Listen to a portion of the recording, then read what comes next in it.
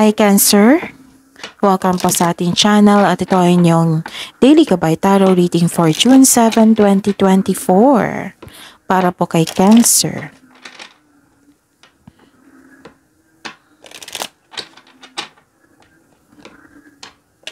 Please be reminded kung naka-resonate kayo, comment down. Kung hindi kayo naka-resonate, ibigay nyo po sa iba kasi general reading po ito.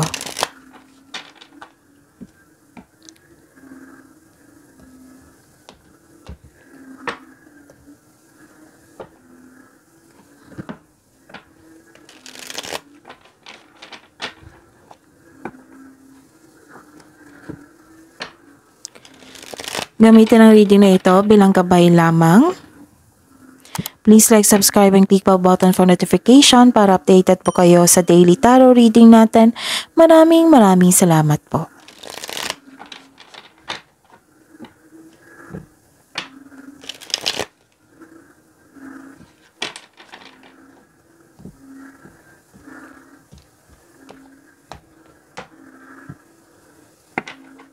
Spirit's Guide, mga ganap po ngayong June 7, 2024 para po kay Cancer. I need 3 cards po.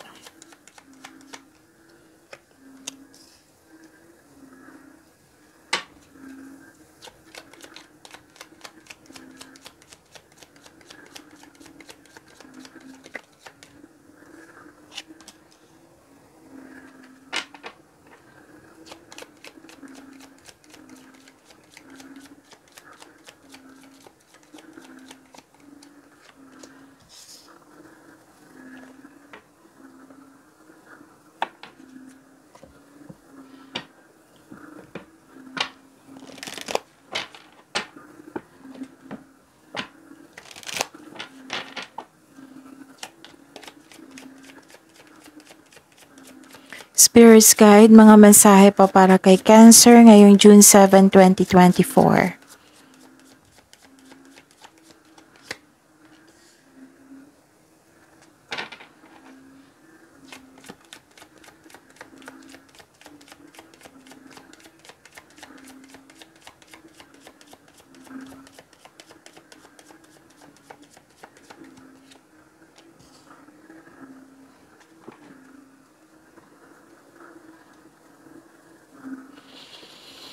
Okay, Cancer, may nakita ako ditong hope and healing. Marami kayong iniisip ngayon regarding sa inyong dreams, sa goals sa inyo sa buhay. Ang ilan sa inyo nag-wish po, nag-manifest, nagkaroon ng inspiration. Yes, may na-receive kayong blessings, clarity, nagkaroon ng healing. Yes, hope and healing, malakas inyong intuition. Ang ilan sa inyo nagre-research sa World Wide Web, sa internet po, para may makuha kayong kaalaman. And, ayun, humihingi kayo ng guide. Humihingi kayo ng guidance. Oo. So, ayun. May nakita ko dito na nagpahinga sa bahay, nag-staycation sa bahay, si Cancer. Some of you, you felt security, you felt comfort kung nag-stay kayo sa bahay. And may nakita ko dito nag-uusap regarding sa property, pwedeng bibili kayo or ibenta. Yes, ibenta yung property. At the end of the day, may nakita ko dito solusyon sa inyong problema. May kasagutan na po sa inyong mga tanong. Yes, kung gagawa kayo ng passcode or password, tandaan nyo yan ha. Isulat nyo sa mini notebook nyo para matandaan nyo po, okay? So, ayun. Ang message po para sa inyo, Cancer, is learn to let go. It might be may na isip kayo sa nakaraan, may nangyari. So, ang sabi po dito, learn to let go, Cancer. Letting go. And parehas kayo ni Gemini, Libra, and Aquarius na find a way to abundance. So, focus kayo dapat sa career and money nyo. So, find a way to abundance kasi may binigay sa inyo dito na blessings, which is clarity, which is maraming ideas. Oo, para magkaroon ng growth sa inyong finances. Spirit's Guide, energy po ni Cancer ngayong June 7, 2024.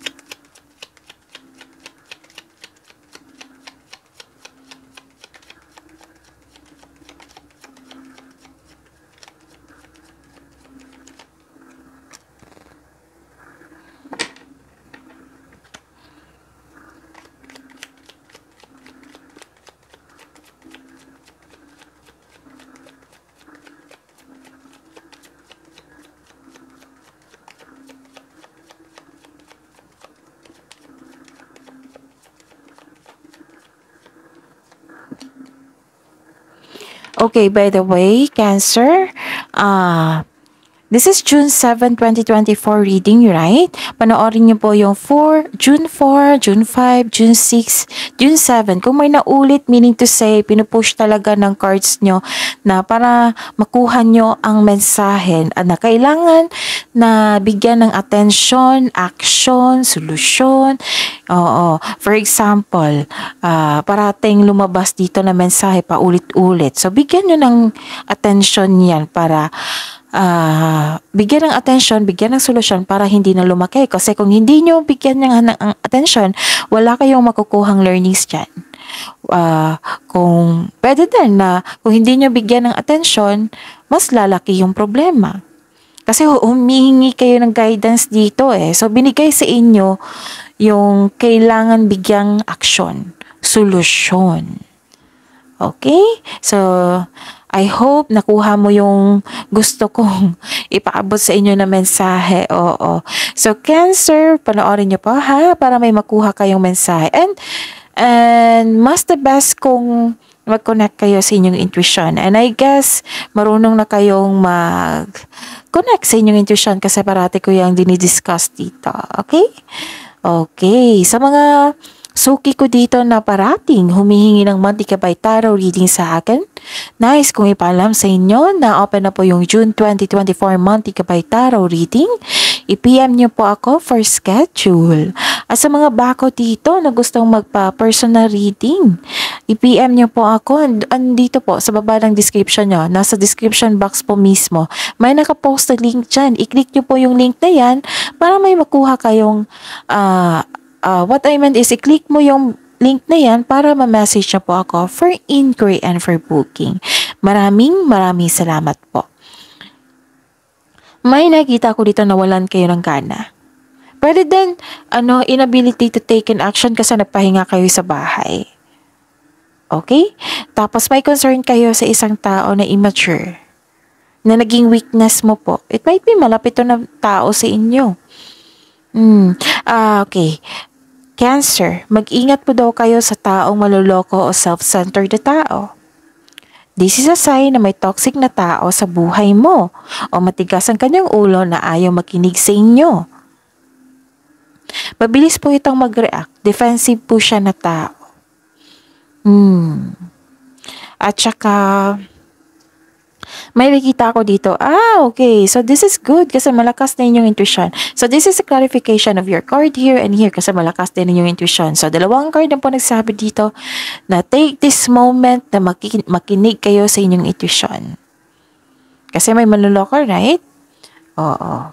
Kung hindi nyo alam kung sino yan, so connect kayo sa inyong intuition. And some of you, di ba, may sabi ako kanina na may nagre-research dito sa World Wide Web, sa internet, kasi nagkaroon ng self-study para may malaman kayong clarity at kaalaman, learnings, knowledge. So, may change for the better dito. Naka-receive kayo ng wisdom message kasi may nakita ko dito pa lang, may nakita ko ditong group of people nag-uusap. So, it might be, this is your family or a group of people na nagbigay ng suporta sa inyo, na nagbigay ng wisdom message sa inyo. So, nang dahil sa ganyan, nang dahil sa nakinig kayo sa inyong intuition, nakinig kayo sa mga taong nagsuporta sa inyo, nagkaroon ng common sense, nagkaroon ng awareness, realization. So, go and connect to your divine guidance po. Trust yourself and follow your intuition. Kasi yung intuition ang magbibigay sa inyo ng susunod na hakbang, magsasabi sa inyo kung ano yung susunod na hakbang patungo sa success. And please may malalaman kayong sekreto po mula sa isang tao. Kaya paulit-ulit na sinabi dito na makinig sa inyong intuition para malaman mo kung sino ito. Para malaman mo yung sekreto.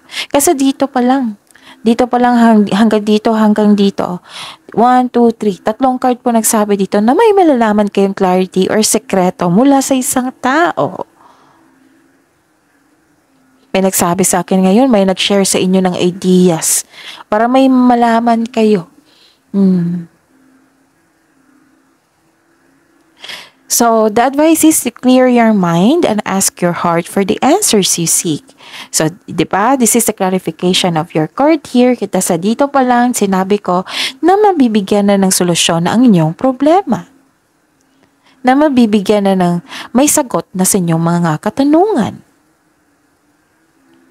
So, trust your own counsel first. Okay? Kasi kung kayo ay negosyante, oo. Kung kayo ay magaling sa paghawak ng pera, sabi po dito, following your intuition, it will lead you to abundance. And trust yourself. Trust yourself, ha. Ilang beses na sinabi dito ng cards nyo na trust yourself. Okay? So, ano kayang sekreto yan? Pwedeng, kasi nagre-research kayo may learnings kasi dyan. Pwede may nalaman talaga kayong sikreto mula sa isang matigas na ulo na tao na ayaw makinig sa inyo. Baka may nalaman kayo sa kanya. Spirits guide. Career and money po ni Cancer ngayong June 7, 2024.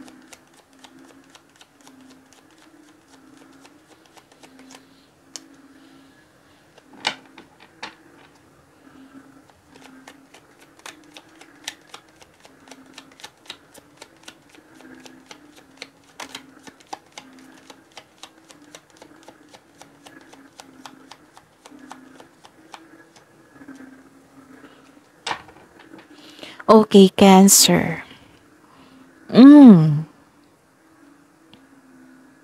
May nakita ako ditong pwedeng kahapon or the other day or matagal na nagkaroon ng conflict, argument. Ngayon,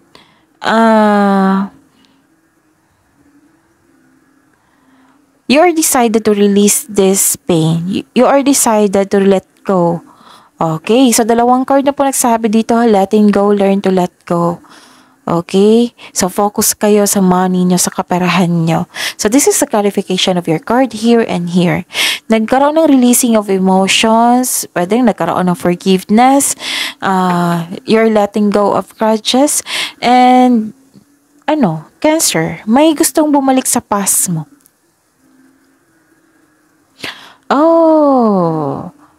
So, be careful ha. Be careful kasi may gustong bumalik sa past mo na may tao rin dito na gustong kunin ng anong dapat sa inyo. Baka po, iisa lang po ito. Kaya mag-ingat po sa taong ito. May bumalik, ayaw niyang mag-give up po. Pero regarding to sa career and money nyo ha. So, ayun, galit ka sa kanya. Oo. So, sabi po dito, release old grudges in order to move on. May pagpatawad naman na mangyayari. Even ayon yung ikausap tong taong ito kasi may trauma na, pwede niyo siyang patawarin through your mind and heart para sa magkaroon kayo ng peace of mind. Kaya I advise to accept and forgive yourself kasi pagkatapos itong forgiveness ito, na patawarin ng inyong sarili, magkakaroon po ng fulfillment. Yes, magkakaroon po ng fulfillment. So, which is very good kasi fulfillment ito, happiness ito. Magkakaroon ng pagkakaisa.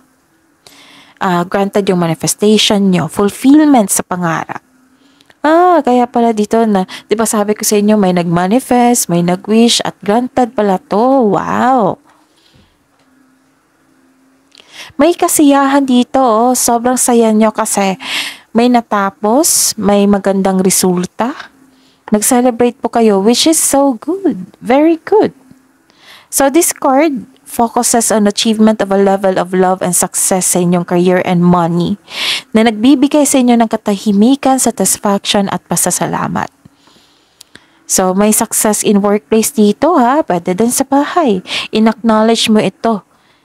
Oo. In-acknowledge mo din yung mga nagbibigay ng suporta sa inyo, which is itong nag-uusap na tao dito, group of people, which siguro family mo yan. Kung ikaw ay may balak na mag-change ng career o magtayo ng negosyo, please know na sobrang supportive ng friends and family mo sa inyong ideas. Diba? Ang ganda? Ang ganda. Love life, self-love, partnership, and romance, si Cancer, ngayon June 7, 2024. Kunin ko to.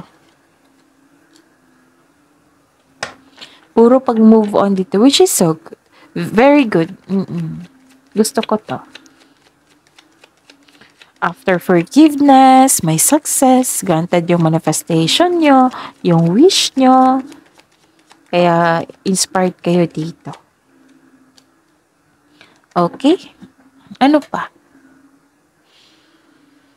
I see. May nakita ko dito. Oops. May nakita ko ditong silver linings, moving on. 'Di ba? Sabi ko kanina, nag-move on talaga kayo. So, nagkaroon ng hope sign dito, which is the clarification of your card here. 'Di ba? May sabi ako dito kanina na hope and healing. Naka-move on ka na sa lahat ng unos na nagdaan. At tanggap mo na mga nangyari. Pinatawad mo din yung sarili mo. Hindi lang sila, pinatawad mo rin yung sarili mo. Nagkaroon po ng healing and growth sa araw na ito. Wow, very good naman. So, Cancer. Yun nga, dalawang card na nagsabi dito na may immature na tao na oversensitive. Pwedeng selfish po siya, naiirita ka sa kanya. Oo, Cancer. Pero I know, pwedeng mahal mo tong taong ito. So, I know magtitiis ka sa kanya. Yung nagbigay ka ng unawa. Yun, ang sabi po, Cancer, ang sabi po ng card dito sa inyo na mag-ingat po daw kayo sa sasabihin mo sa isang tao. Baka ito yung matigas ang ulo, diba? So, kasi baka kung hindi kayo mag-ingat sa inyong sasabihin, baka masaktan po siya, baka mas lalong ayaw niya makinig sa inyo. So, improve your communication po, Cancer. Magkakaroon po ng confrontation. So, magkakaroon ng honest conversation. So, please be reminded, Cancer, kung magkakaroon kayo ng conversation, siguraduhin nyo na magkakaroon na yan ng solusyon. Hindi yung sino yung panalo sa inyo, kung sino yung mali sa inyo, kung sino yung tama, kung sino yung mali, kung sino yung panalo, kung sino yung talo. Basta improve your communication. Sabihan mo siya na gusto ko makipagbati sa inyo at ayusin natin. Kung kailangan ng adjustment, then kailangan natin magawa ng adjustment. Kasi magtutulungan dapat tayo, ganun. Basta improve your communication. Kunin mo yung loob niya para makinig din siya sa inyo, para makipag-cooperate din siya sa inyo. Okay? Para matulungan mo rin siya kasi immature pa yung pag-ugali ng taong to eh. Tapos ang sabi po ng card dito na Cancer, wala na kayong time sa inyong sarili. Puro na daw kayong trabaho. Wala ka ng time sa sarili mo. You may be taking life too serious. Sabi po ng card nyo. Okay? So let go. Forgive yourself. Kung nagkaroon ng trauma, pwede mong hindi kausapin tong taong ito. I guess kakausapin mo to kasi may nakita naman akong confrontation dito. Basta po improve your communication. Makinig din sa kanya, Cancer. O baka kailangan lang siya ng pansin or may makinig sa kanya. So, gamitin niyo yung strength niyo. Kasi yung strength niyo is mapagpasensya, mabait, mahabang pasensya niya ni Cancer. So, I believe na mag-give way kayo. Kasi gusto mo tong taong to eh. It might be ibang tao to, no? Yung gustong makipag-usap sa inyo. So, mag-ingat na lang po kayo kasi may gusto siyang kunin sa inyo, right? So, ayun. So, that is your reading, Cancer, for today. Panoorin niyo po yung ibang reading natin. Please like, subscribe, and click the button for notification para updated po kayo sa daily tarot reading natin. Maraming salamat po.